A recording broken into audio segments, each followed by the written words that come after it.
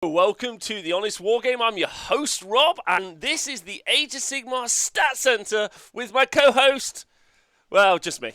It's just me today. Owen is busy, away. He has finally decided to take a day off playing Warhammer, which is good. Hello, everyone. In the Twitch chat, Pro to Tabletop. Nice to see you. Pragmatic, Glitterwald, Vagabond, Diadrin, yes. Knigget, a special shout out. This show starts with a special shout out to Warhammer Rob, who is in the chat. He's been helping us put together a bunch of our stats recently, and so this entire show is dedicated to him and the stats team, Ziggy and the crew. Without them, we wouldn't be able to get the stats that we will be using at LGT this weekend, and you guys will be able to see next week. Winner Dave, what's going on? Big love to you, Lord Wilco. Cup, thanks for subscribing. Thanks everyone for hanging out. Showtog, I see you. Halalex, I see you too. Shadow Sun, hi babe. Hey everyone. So there haven't been many two-day, in fact there's been one two-day tournament this weekend. There's been many one-day tournament, which is really exciting. And we're kind of in the build-up to the LGT, specifically Blood Tithe, which is the four-man team event. Well, it's 32 teams, each one containing 4 people, which is really exciting. And I don't like to over-egg events that are specifically also I'm definitely going to at the weekend, but we'll be doing coverage, and it will be a pretty massive team event for Age of Sigmar, 32 teams of 4. So, I mean, that's pretty exciting, and I'm looking forward to talking about that. But I have looked at loads of one-day event results today, and I do have a little bit of a take. I'm not sure if this show is going to last the whole hour. It normally does, but I will talk about it, and we'll see. Especially because I'm excited to see how stuff changes up in the future. I think we know where the meta is at. Let's just do a recap before we do any of the event results. I think we know roughly where the meta is at. In my opinion, the 2 S-tier army lists are the Helon, or I guess maybe even Zytrek version of the Wind Spirits. That's specifically Severith and 2 to 3. The reason I think is S is because I think it shuts down many other armies. It's rarely played. You tend to see Sentinel spam more as a build, which I would put into the A tier.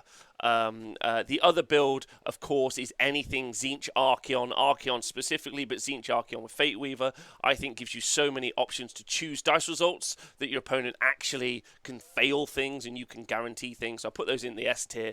In A, we've got a bunch of different stuff. There's of course Mega Gargants. They're in the A, high A as well. Very solid and constant 4 1s and 5 0s, so they're in that A category. Marathian the Bow Snakes, so that'd be Marathian 15 Blood Stalkers, Sisters, whichever ones are the Bow Snakes. Shout out to Piotr, who I got wrong on the LGT list show.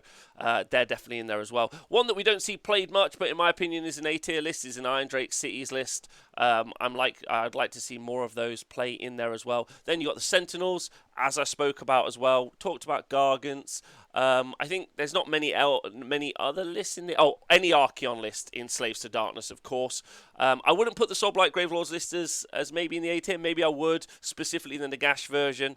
I'd put in there. And so that's roughly where we're at. The meta is most represented by Mega Gargants, so if you are going to a tournament, you should build list to try and spec against Mega Gargants. That becomes a bit of a problem because probably the counterpoint to them is Sentinel spam. That becomes a bit of an issue because anything you really build to deal with the Mega Gargants probably loses out to the Sentinel spam, but maybe not. Rob, you're very mean with your list reviews. Knigget, I tried super. I don't think I was mean. I think I was nice. Hey, Pragmatic, big love to you. McLeod, thank you. Ayo, what's going on? Scott B, I see you. So that's where we're at. So going into tournaments now, we would expect to see a lot of those lists do well, and we have continuously seen those sorts of lists do well. So anything that stands out from that is something that's a little bit exciting.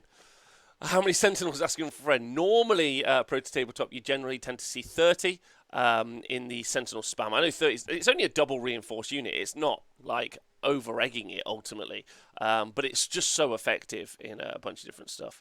Thanks, Tarquin appreciate you loads. So that's where we're at in the meta. So you should expect to see a lot of Mega Gargants at events when you go there, and you've got to work out how you're going to deal with fighting them is going to be your main thing to think about. Tzeentch Archeon as well is an Archeon in of itself, although seems to be less popular at LGT, which I think is weird. Owen is away today. What's your best? What is the best for killing Megagargs? New dragons, and I'm going to talk about it at the end, not to do too much of a clickbait. But I think that there's a bit of a resurgence, right? I think there's a bit of a resurgence for a particular faction, which is actually going to be talked about in our first event. So our only 2-day event this weekend was the Iron Realms GT. Now, it was a 5-round event over 2 days, but it only had 11 players. That's not bad. Someone still went 5-0, and that was Joe... let me just get this right. Joe Vucic. I'm sorry that this is probably the worst job I could have signed myself up for be honest, to say people's names, because I'm obviously an idiot. But talking about, or kind of running on that theme that we talk about being anti-Gargant, he had a Cities of Sigmar Tempest eye list. So this got a Rune Lord, who's the General, the Hurricanum, a Knight of Zeros, and Anointed on Frostheart Phoenix, which I think is great. One of the interesting things about Mega Gargants, if we're talking specifically about dealing with them, is that -1 to wound is mega effective against them. Like, very, very effective. And that's kind of something you want to look at. So that Anointed on Frostheart Phoenix in Cities lists is brilliant. Vucic. Vucic, you said it right. Yes, nice. Got that. Just killed an Archeon with a Maw Crusher. Slapped him back to the warp. Yes, forgive. Love you. I'm so happy about that. Nathan is doing fine. He's going to be on tonight with me talking about me and James and Dan talking about Cruel Boys. That'll be tonight's show. Hey, Rob, just want to say that the Phoenician list went 5-0 is super legal. Is this the Phoenician list? I don't know. Glader, which event are you talking about, buddy?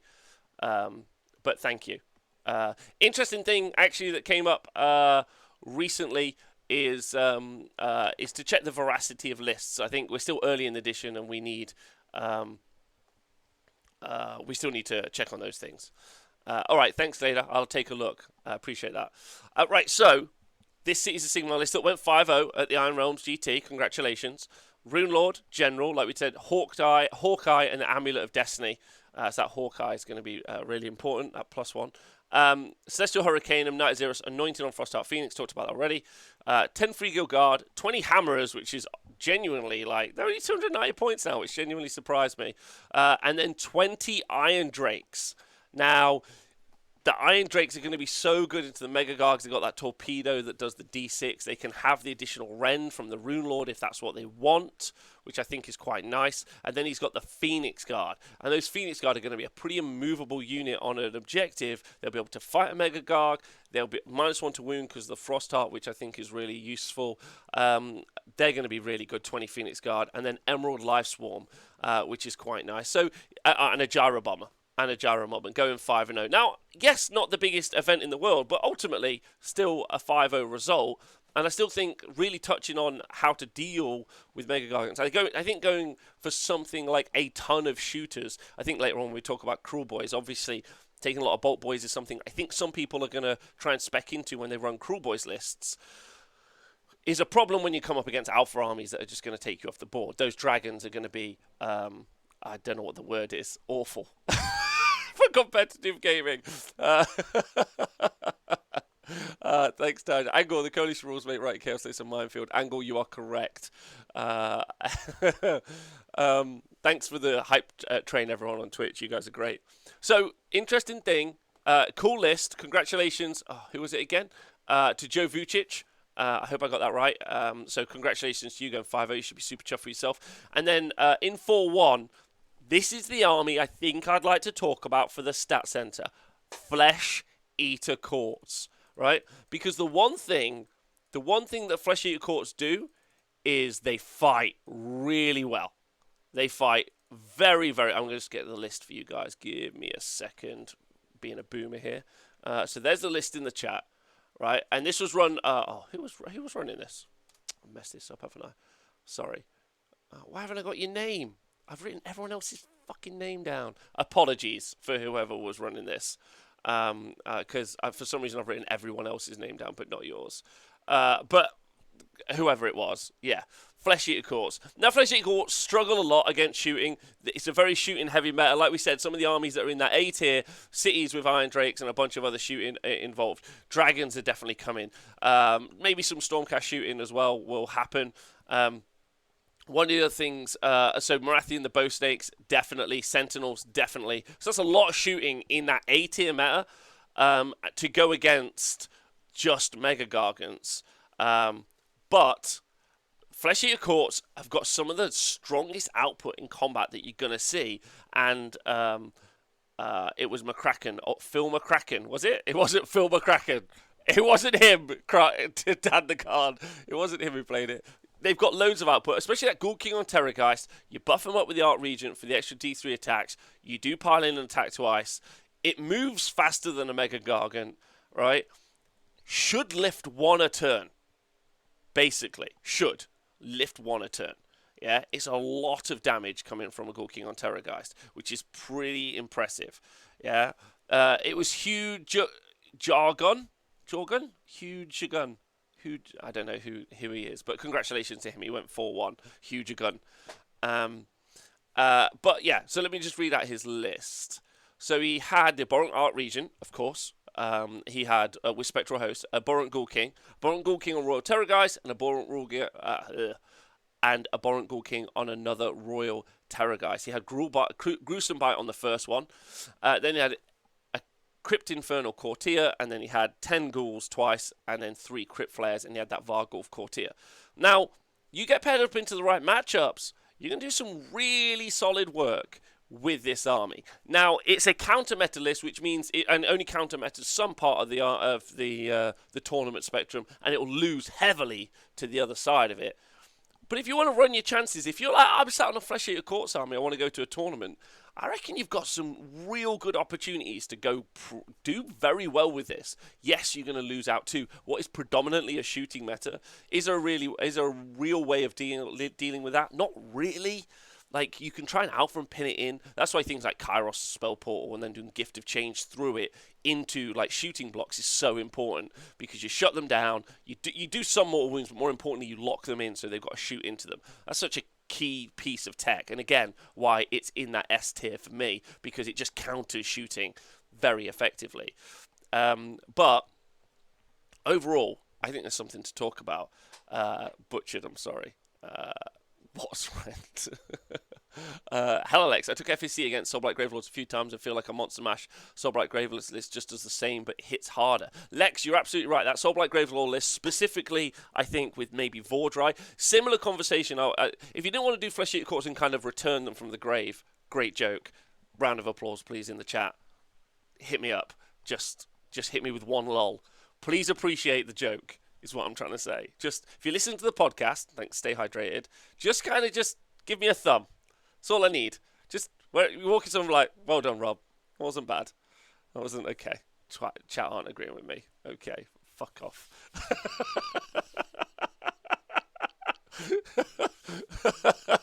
Anyway, but if you do want to get them out, but similarly, if you want to do, as being pointed out in the chat, Soulblight Gravelords, the list that we generally tend to see is Nagash, a Vengori Lord, and then you can go for like a Vordry combination if you wanted to, a Manfred combination, or just Vordry should probably slap the toffee out of a Mega Gargant off an objective, which is also quite nice if you wanted to go that route. So, I mean, they're still undead, like, dudes on top of dragons, basically, is what I'm saying, are quite effective in that midfield because they just do so much output. So something to think about. I don't know what everyone else thought about. Forgive, thanks for subscribing. Big War equals big stonks. Good. All win. Okay. So yeah, like something to think about coming from this 5-0 event, and something just generally to think about anyway, because we're not going to stop seeing Mega Gargants like anytime soon. I don't think there's anything massive apart from the dragon part of the Stormcast Eternals book. I think the rest of it is probably going to get its ass kicked by Mega Gargants over time. It doesn't necessarily have the Redeemer version of it. I think has okay damage. I know a lot of people think Paladins are going to be able to do enough damage into the Gargs. Maybe the Gargs can't do that, but you're hoping for an attrition war. Like, you're like, I hope X it happens, and you've got to do that very early to achieve the win. Not necessarily certain that's going to be the case. The dragons will definitely kill the Gargs, and so when they come out, we're going to be having another conversation about, like, what do we do about the Dragon Rider problem, because it's coming, like, it's happening. Right. So anyway, 1 day events. one-day events. Let's talk about these. And congratulations to everyone again at the Iron Realms GT. So we had War in the Mortal Realms in London at the Bad Moon Cafe. Had 16 players. In the 3-0 bracket, we have Matt Goldsborough with his LRL, so Lumineth Realm Lords, and Obeid bin Nasir again with his LRL. Both players running a bunch of Sentinels. Congratulations to those. We had another event. This is another one I didn't write down. Miasmic Manifestations. We had 18 players. This is a one-dayer again. No one went 3-0. There was a bunch of draws. So we had 4 players on 2.5 wins. Congratulations. Subworks, thanks for resubbing, baby.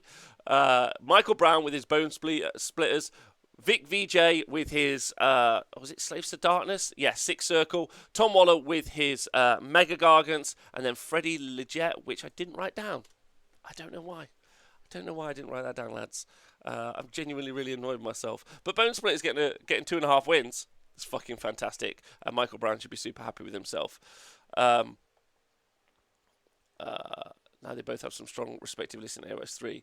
Gorka Morka, yeah, agreed. I think you do have to remember, though, Gorka Morka, that when we reviewed Soulblight Gravelords and Sons of Behemoth, it was an entirely different edition with different points, different core rules, different abilities, completely different. So I would say that like the reviews were fair at the time. And you can only review something into the meta, right? Anyway, so well done to... How do you get half a win? Have you finally cracked it? They got draws. They got 2 wins and a draw is what they got, not half a win. 2 wins and a draw is what they got, so 2.5. Right, so then in Poland, oh, fucking Christ. I'm going to put this in the chat and see if you guys can say it out loud. But apologies to in Szczecin, Poland. Fuck. We had 2 players go 3-0. And we had Mateus Elijah's. That's wrong. But he ran a Slanesh list with Godseekers, which is cool. It's great. It went 3-0, and that's really exciting. And I wrote the list out because this is one of those ones that's like, oh, a Slanesh list went 3-0. That's fun. So Godseekers, and his grand strategy was Beastmaster, obviously. His leader was the Keeper of Secrets with the Amulet of Destiny, if Colonel Cabbage is in the chat. So that's really exciting. Sinessa and Sigvald. Now, we've actually seen this combination happen several times now. We've seen the Keeper of Secrets, Sigvald and Sinessa all run together, sometimes in Godseeker, sometimes in Lurid Haze.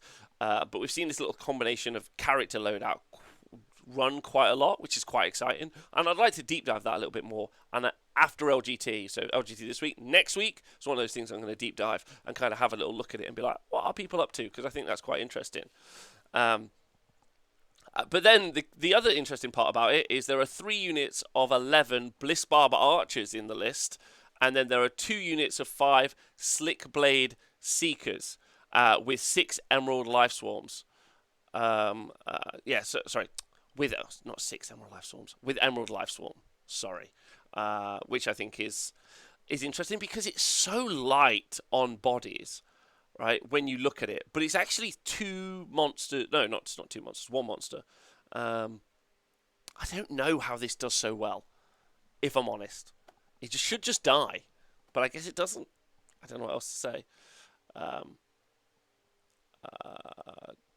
KO totally. I'm just surprised how much edition change affected both those armies. Guess they truly did design them with 3.0 in mind. Yeah, Gorkamorka. I guess they did. I like the way you score is so different as well, Gorkamorka.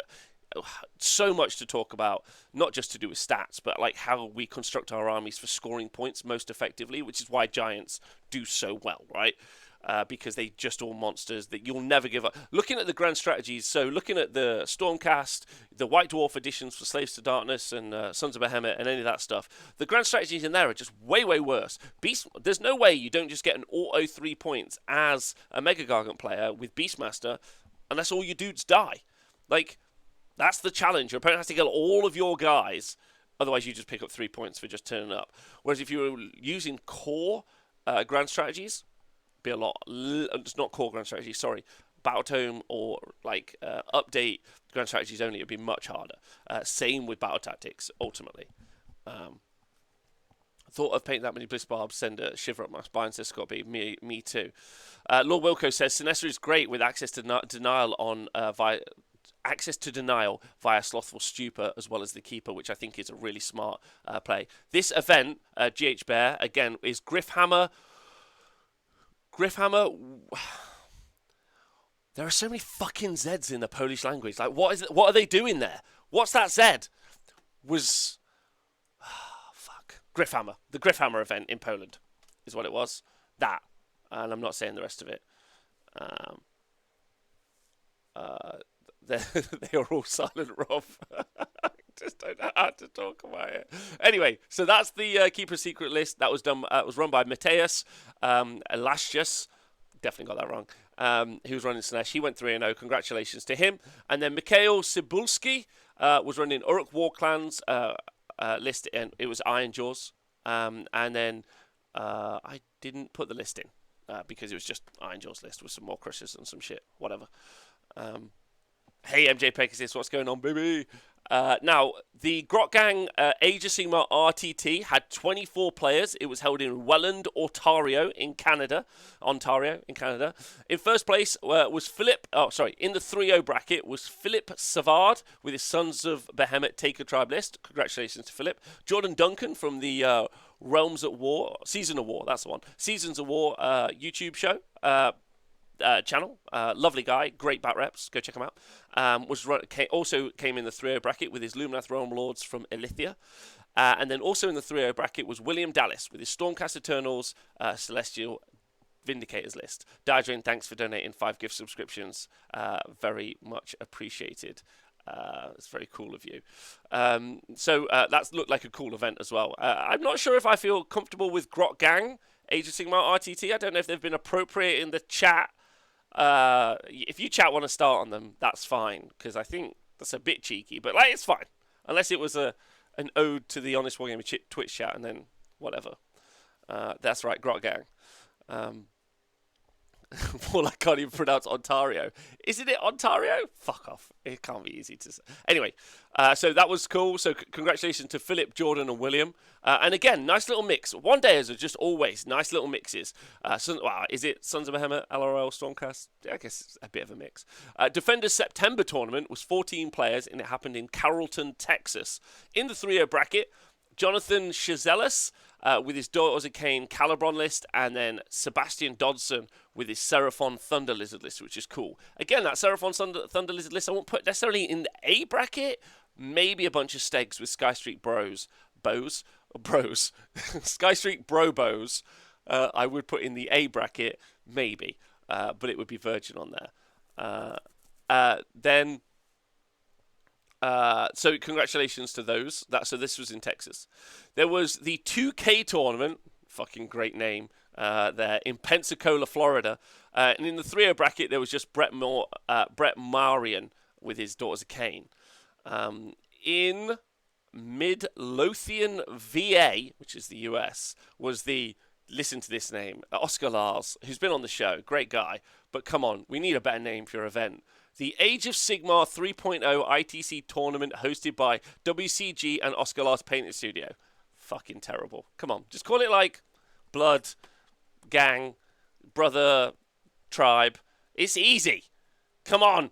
Twitch chat, give me some name suggestions, please, for this event. However, all of the time they spent not thinking about an event name, they did actually spend on changing their comp pack around a bit, which I thought was quite exciting. Yeah. Because what they did was they split the prize support. So I think a lot of the US events have some pretty like stonking prize support at the top end.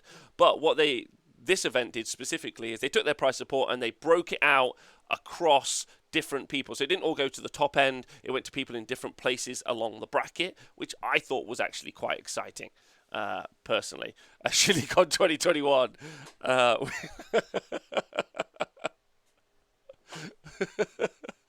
Actually, marketing takes precedence is the problem. Fuck last year's name off, AOS 2022. Anyway, but that was cool.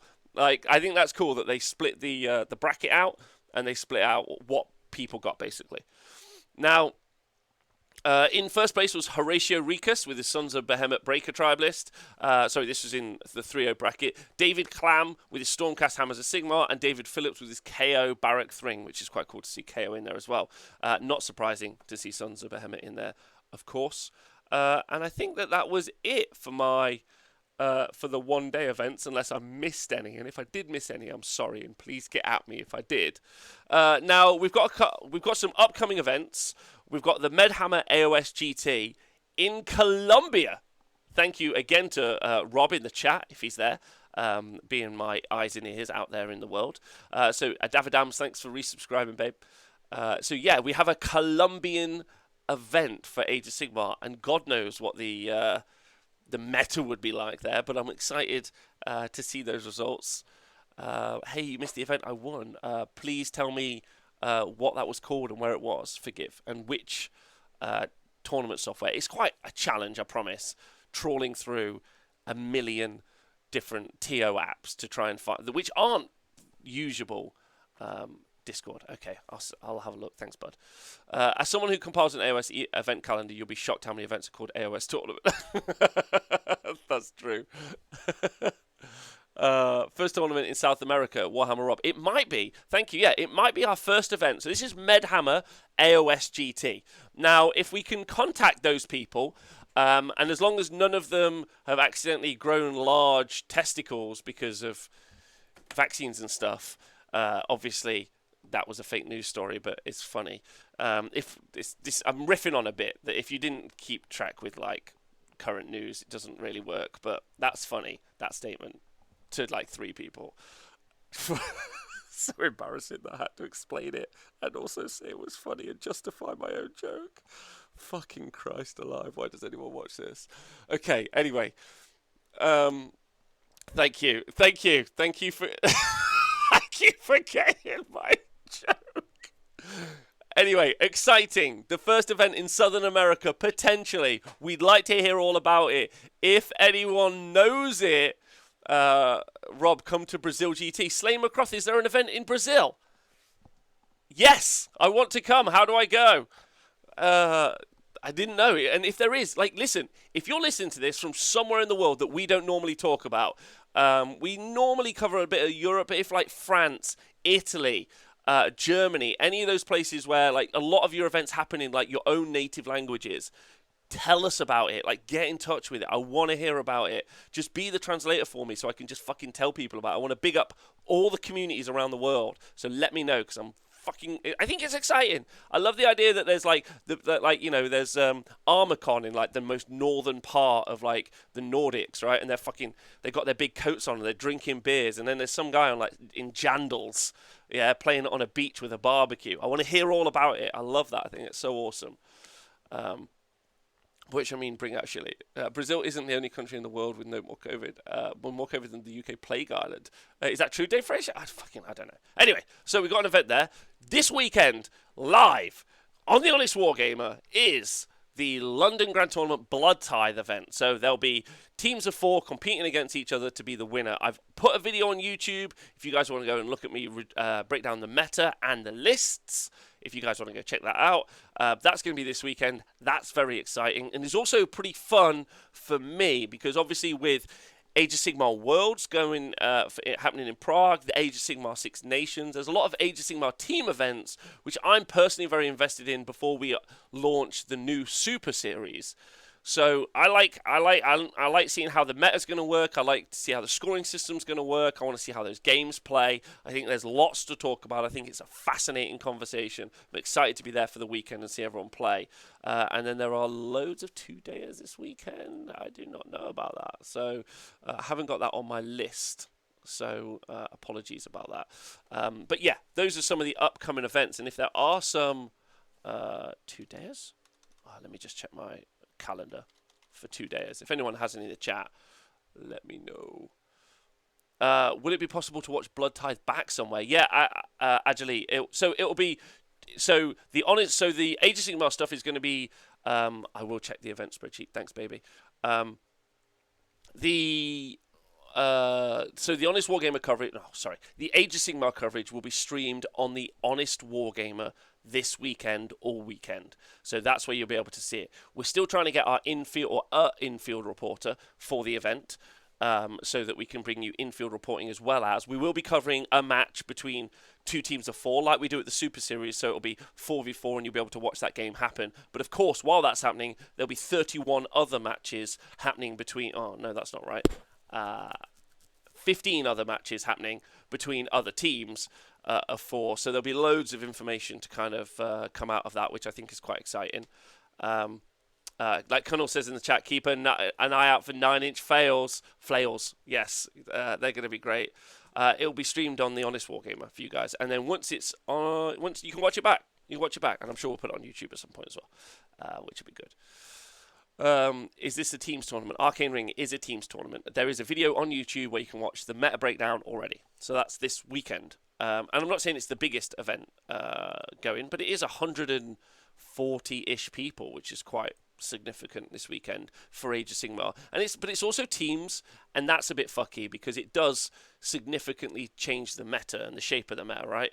And how those armies play, I would argue. I don't have any... Oh, there's also NatCon. It's happening in New Zealand this weekend. So NatCon's happening in New Zealand, in Hamilton, NatCon 21. Where can one find out info about coming AOS tournaments in and around London? Inferno Storms, there's going to be a link thrown at you in the chat right now by Mr. Colonel Cabbage. And do you know what? For next week...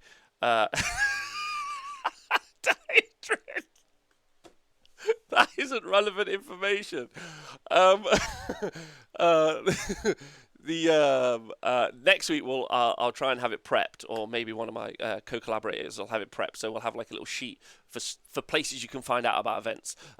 There's in England, Colonel Cabbage has put together a spreadsheet. AOS Shorts has done like a worldwide calendar, but he doesn't have everything on there, specifically one day and a bunch of other stuff. Like, I would argue that there's only really events that get specific media coverage as opposed to everyone.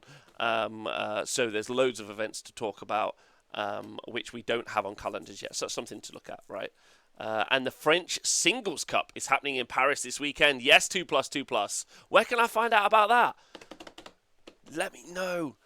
Purple Sparkly Unicorn is happening in the UK. Hammerfest is happening in US. And both are coming this weekend. So Hammerfest and the Purple Sparkly Unicorn events are also happening this weekend, so that's going to be cool. And Where's My Raccoon says there was a 2-day this weekend in Denmark. Controls the Inch got first, Sons of Behemoth got second, and Seraphon third. Thanks, Where's My Raccoon. Again, if you want me to talk about these things on the show, drop me a message, or better yet, if you're one of the TOs somewhere in the world and you happen to know more, or you want to be a local representative for your community, drop me a message and we'll collate all that together, because I hate missing things. That sucks. All right, that's it for today. That's it. We've got a prep for the show tonight where we'll be talking about Cruel Boys on the Monday show. We'll be back next week with all of our hot takes, and it seems like a lot of 2-day event result information from this weekend. So next week's stat show should be pretty massive. Hogrot list. Oh, bae. Yeah. Henry Steele. Yes. What a lovely human being. New question. In a large team tournament, can they still do teams picking first defender, etc., or do they have automatic matchups to save time? No, yes, meatballs. They still do the pairing. They still do the pairing process. The pairing process is integral to team events, because it's why you do the team event, really. If it was just a random matchup, it would super suck.